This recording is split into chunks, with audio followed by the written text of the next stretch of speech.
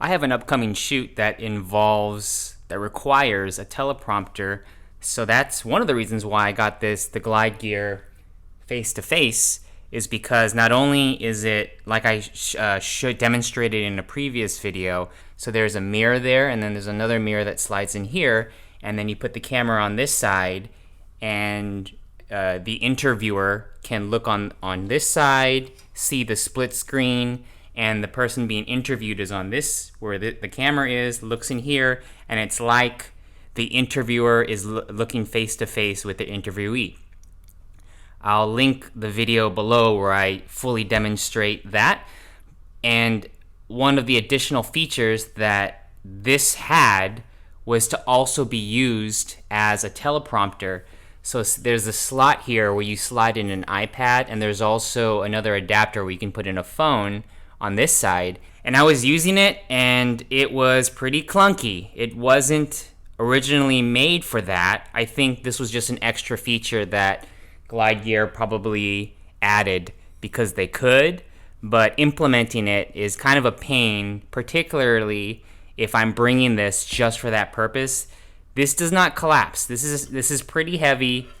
It's cumbersome. You don't just lug this around because you have extra space in your vehicle. You have to make space for this. And I didn't like how clunky it was, so I invested in Glide Gear's other TMP100. This is their teleprompter, specifically made for teleprompting, not for this really cool technique, interviewing technique, but not necessarily practical for just using it as a teleprompter. So I bought it. I have it all set up. Here's the bag that it came in. It comes in its own bag, which is really cool, and it's padded, very secure. I feel very safe with it. And here it is, all set up. Whoop, there it is, all set up. I have, this is what it looks like when it's all set up. It's just on regular tripod legs. Here's a Canon EOS R that I just used just for a test. And it already comes assembled like this. You just have to open it up, turn a few knobs, and it folds. So it's very compact, really easy to travel. And it's set up pretty fast. So here's how it looks like. You just screw it into your tripod plate and then slip it in.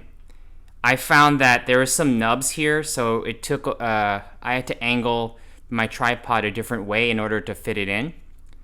And then there's these other two knobs here that when you open it out, you can put your iPad. It really only works with iPads. This is an iPad mini.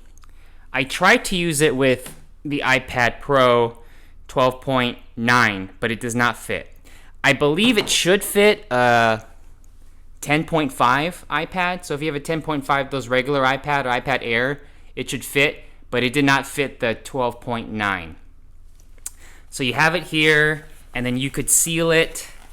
The camera is just screwed on to a plate on the bottom. Just this one thumb screw. I think I need another additional plate to give some distance from the bottom, because I noticed that to put this to cover the lens completely, it does snag because this camera is pretty big. Maybe if I use a smaller Micro Four Thirds camera, I won't have that problem, but if I were to use this again, this EOS R with a bigger lens, I would need more clearance in order to fully wrap around and seal. So that's something I have to do.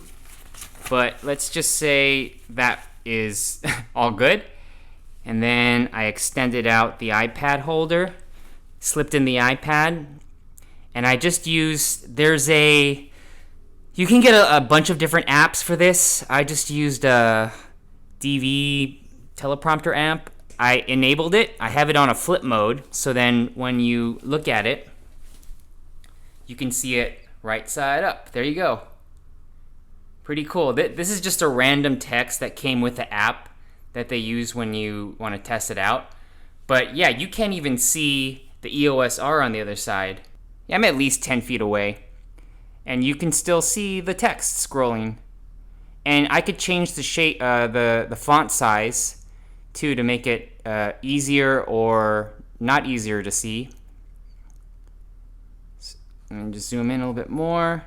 Yeah, and that's what people see when they're reading the teleprompter. I noticed that when you're looking for teleprompters, you know how you would think getting a huge screen teleprompter would be better, but it's actually not as good if you're not trained with your eyes.